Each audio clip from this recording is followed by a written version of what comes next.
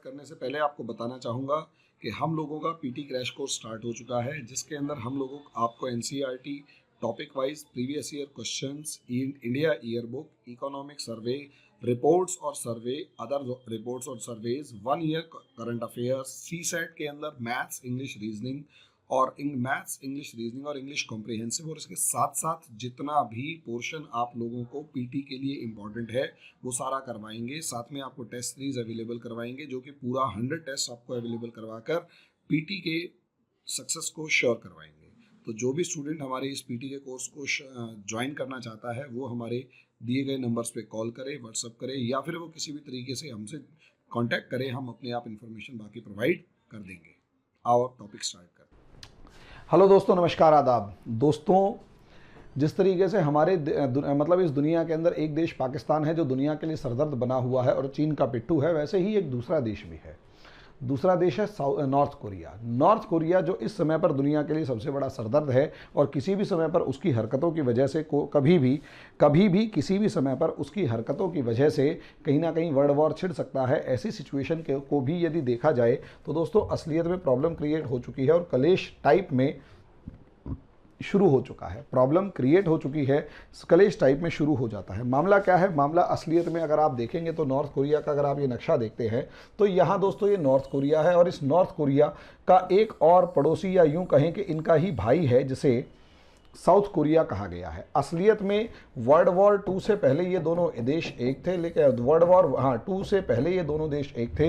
लेकिन प्रॉब्लम क्या आई? एक तरफ यूएसएसआर यानी सोवियत यूनियन थे और दूसरी तरफ अमेरिका थे। ये दुनिया के अंदर एक प्रॉक्सी वॉर लड़ रहे थे, और ऐसी सिचुएशन के अंदर ये खुद आमने सामने आकर लड़ने की जगह हर देश में अपने अपने समर्थक समूहों को, अपने अपने सपोर्टिंग ग्रुप्स को सपोर्ट करते, और ये वर्ल्ड वॉर शुरू हो रहा और एक युद्ध शुरू हो जाता। और यही रीज़न है 1953-54 के अंदर कोरियन वॉर के नाम से ये लड़ाई जानी जाती है, जिसमें एक तरफ यूएसएसआर को सपोर्ट करने वाला ये किम जोंग इल वगैरह होते थे, और दूसरी तरफ साउथ कोरिया को सपोर्ट करने वाली साउथ कोरियन गवर्नमेंट होती थी, जो कि डेमोक्रेटिक वैल्यूज़ के अंदर विश्वास रखते थे। अब ऐसी सिचुएशन में जब ये लोग डेमोक्रेटिक वैल्यूज़ और इन सब में विश्वास रखते थे, तो नॉर्थ कोरिया के अंदर तो इस्टेब्लिश हो गया कहीं ना कहीं किम जोंग उन जैसों का एक डिक्टेटरशिप, लेकिन यहाँ जो है वो डेमोक्रेसी रही। अब ऐसी सिचुएशन में अब अगर आप लोग देखेंगे तो ये असलियत में किम जोंग उन जो है ये असलियत में एक तरीके का डिक्टेटर ही है। ये एक डिक्टेटर है। तरीके का क्या? ये डिक्टेटर है, और ये कहीं ना कहीं यूएसएसआर जो किसी टाइम पर होता था और आज के दिन रशिया हो गया, ये प्लस एक तरफ चाइना, असलियत में इन दोनों का पिट्ठू बनकर खड़ा हुआ है। और असलियत में इस एरिया में, इस रीजन में अगर आप अमेरिका और दूसरे देशों को देखेंगे, खासकर अगर आप अमेरिका को देखते हैं तो अमेरिका इस देश में अगर आप देखेंगे तो यहाँ पर, अच्छा, यहाँ पर पीटी के फैक्ट्स आपको याद ज़रूर करने पड़ेंगे, काफ़ी ज़्यादा इंपॉर्टेंट है। अगर आप पीटी पॉइंट ऑफ व्यू से देखें तो कुछ स्ट्रेट्स हैं यहाँ पर, जिसको अगर आप देखेंगे तो Liaodong, Wen Bay, Bohai Bay, Korean Bay, Yellow Sea, ये 4 फैक्ट्स इधर हैं। इधर कोरियन स्ट्रेट है और उसमें खेजू स्ट्रेट जो खेजू आइलैंड के ऊपर है। ये फैक्ट्स पीटी के हैं, इन्हें याद कर लीजिएगा।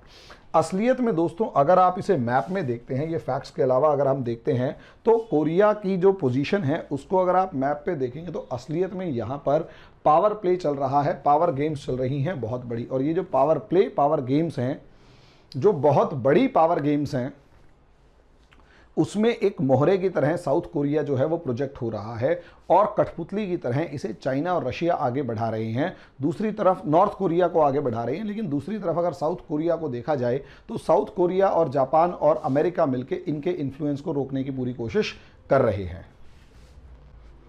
यहाँ अगर आप इस नक्शे को देखें ढंग से तो आपको यहाँ पर सारे का सारा पावर प्ले जो भी दुनिया के अंदर चल रहा है वो समझ में आ जाएगा कि असलियत में कौन कहाँ पर किस तरीके से कैसे लड़ रहा है। अगर आप यहाँ देखें तो ये पूरा इलाका जो है ये ईस्ट चाइना सी यहाँ पर आपको लगेगा, ये रहा ईस्ट चाइना सी, ये सी ऑफ जापान, और इस तरीके से यहाँ पर लोकेशन।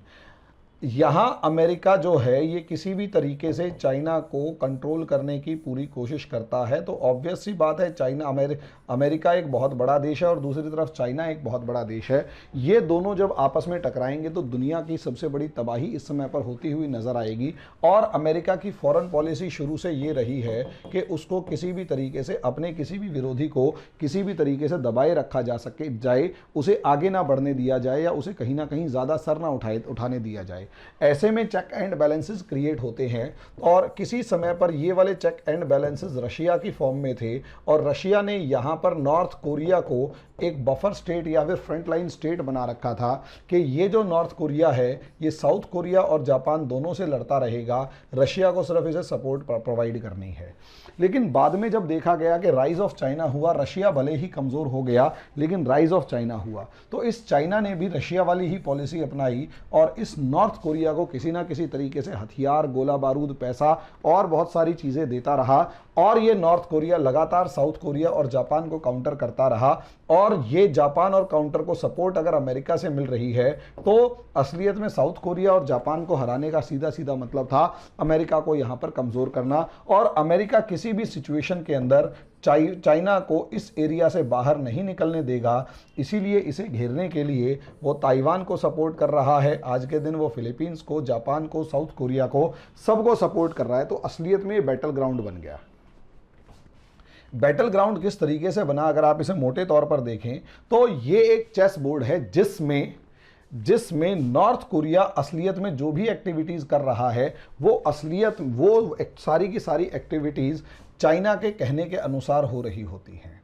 यानी चाइना नॉर्थ कोरिया को जो भी कहेगा, नॉर्थ कोरिया उसी हिसाब से साउथ कोरिया और जापान से डील करेगा और जापान के बाद वो सीधे सीधे अमेरिका से डील करेगा। और अमेरिका जो है इन सबको अपनी अपनी सपोर्ट प्रोवाइड करता हुआ यहाँ पर नज़र आएगा। तो यहाँ समझिए मामला क्या हुआ। यही रीज़न है जब अमेरिका के अंदर जो बाइडन की गवर्नमेंट आई, जब अमेरिका के अंदर जो बाइडन की गवर्नमेंट आई तो जो बाइडन की गवर्नमेंट ने खुले तौर जो बाइडन की गवर्नमेंट को चाइना से लेकर इंडिया से लेकर दुनिया के लगभग हर देश ने जो बाइडन को मुबारकबाद दी। मुबारकबाद देने का मतलब ये होता है कि वो सब मान रहे हैं कि अमेरिका का जो राष्ट्रपति है वो एक्सेप्टेबल है, वो जायज़ है, वो लीगल है। अब ऐसी सिचुएशन में जब अमेरिका के राष्ट्रपति को सबने बधाई दे दी तो नॉर्थ कोरिया के किम जोंग उन ने जो बाइडन को बधाई नहीं दी और इसका एक्सेप्टेंस ये देखा, या इसका जो मतलब है, मीनिंग है, वो ये देखा जा रहा है, इसका मीनिंग ये देखा जा रहा है कि कहीं ऐसा तो नहीं कि जो बाइडन ये दावा करते दिखाई दे रहे हों कि वो अमेरिका के जो बाइडन राष्ट्रपति को अमेरिका का राष्ट्रपति नहीं मानते। अब अगर ये ऐसा दावा कर रहे हैं तो सीधी सीधी बात ये है कि अमेरिका की एग्जिस्टेंस और उनके राष्ट्रपति को चुनौती है, जिसे आज के दिन दुनिया का सबसे शक्तिशाली व्यक्ति माना जाता है, उसको सीधी सीधी चुनौती इस किम जोंग उन और उसकी बहन की तरफ से है। अब ऐसी सिचुएशन में दोनों के बीच में किम जोंग उन और उसकी बहन की तरफ से है, तो ऐसी सिचुएशन में दोनों के बीच में एक खटपट शुरू हो चुकी है। और अब एक इनकी बहन जो किम युल सुल समथिंग कुछ इसका नाम है, किम यो जोंग इनका नाम है। और ये जो किम जो योंग हैं ये असलियत में क्या करते हैं कि अमेरिका को खुली धमकी दे रहे हैं और अमेरिका को चेतावनी दे रहे हैं कि या तो आप मान जाइए वरना अच्छा नहीं होगा। चेतावनी किस वजह से दी है? चेतावनी इस वजह से दी है कि अमेरिका अपनी फोर्सेस लेकर यहाँ आया हुआ है और चाइना पर दबाव बनाने के लिए यहाँ साउथ कोरिया के साथ मिलकर एक वॉर एक्सरसाइज की है। और ये वॉर एक्सरसाइज जो है वो बिल्कुल जो है ईस्ट चाइना सी के अंदर की गई है।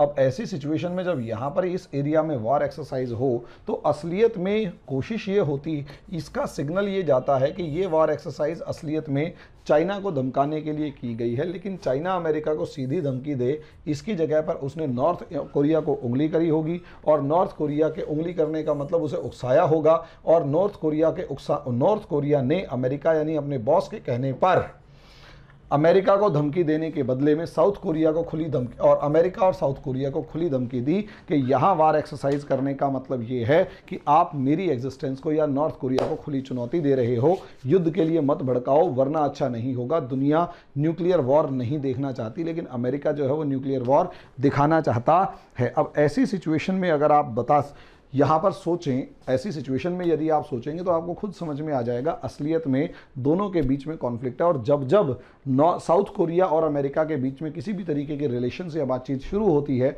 इन दोनों की आपस में नॉर्थ कोरिया की तरफ से अक्सर ये प्रॉब्लम आ जाती है। और जब जब वार एक्सरसाइज शुरू होती है तो नॉर्थ कोरिया कम से कम एक आधा मिसाइल टेस्ट करा के इनको भी डरा देता है। और दोनों जैसे एक दूसरे को सिग्नल दे रहे हों, एक कह रहा हो कि देखो हम ये युद्ध एक्सरसाइज वार एक्सरसाइज कर रहे हैं, तुम्हारे ऊपर भारी पड़ सकते हैं, और दूसरा कह रहा हो कि तुम्हारे जैसों के भारी पड़ने की कोई ज़रूरत नहीं है, मेरे पास मिसाइलें हैं, जहां तुम बैठे हो वहीं तक। क्योंकि इनके पास, नॉर्थ कोरिया के पास आज के दिन ICBM inter continental ballistic missiles हैं, जो अमेरिका के बहुत सारे शहरों तक हमला कर सकती हैं। और साथ में बात यह है कि ये एक न्यूक्लियर पावर बन चुका है, जो कि ये दावा करता है।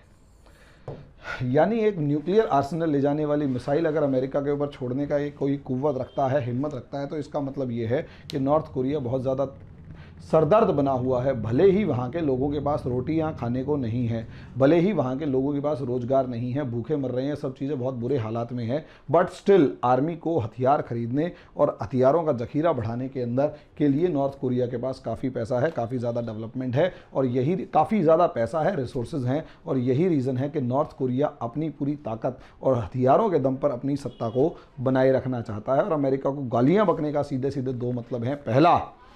पहला मतलब ये है कि चाइना को खुश करना, दूसरा मतलब ये है कि कहीं ना कहीं अपनी एग्जिस्टेंस को बचाए रखना, और अमेरिका से को दुश्मन बनाने के बाद अपनी आर्मी को मजबूत बनाकर खड़े करना। अब यहाँ एक चीज़ और कि अमेरिका यहाँ खुलकर हमला क्यों नहीं कर सकता, क्योंकि अमेरिका को सीधा सीधा पता है अगर इस नॉर्थ कोरिया की तरफ आगे बढ़े तो चाइना और रशिया को बहाना मिल जाएगा इसके पीछे आकर खड़े होने का, और अमेरिका को यहाँ एक और नए वॉर के अंदर उलझ कर रह जाना पड़ेगा।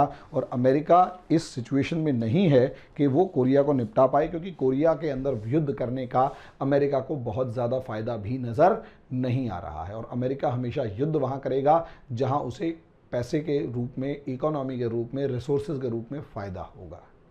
इसीलिए अगर आप देखेंगे तो अमेरिका हमेशा आए दिन अगर आप देखेंगे तो भले ही कितना भी बड़ी बड़ी बातें करे, अमेरिका इस मिडल ईस्ट में तो खूब लड़ रहा है, लेकिन अगर आप देखेंगे तो अमेरिका को सूडान से कोई मतलब नहीं है, अमेरिका को सोमालिया से कोई मतलब नहीं है, अमेरिका को नाइजर और नाइजीरिया से कोई मतलब नहीं है।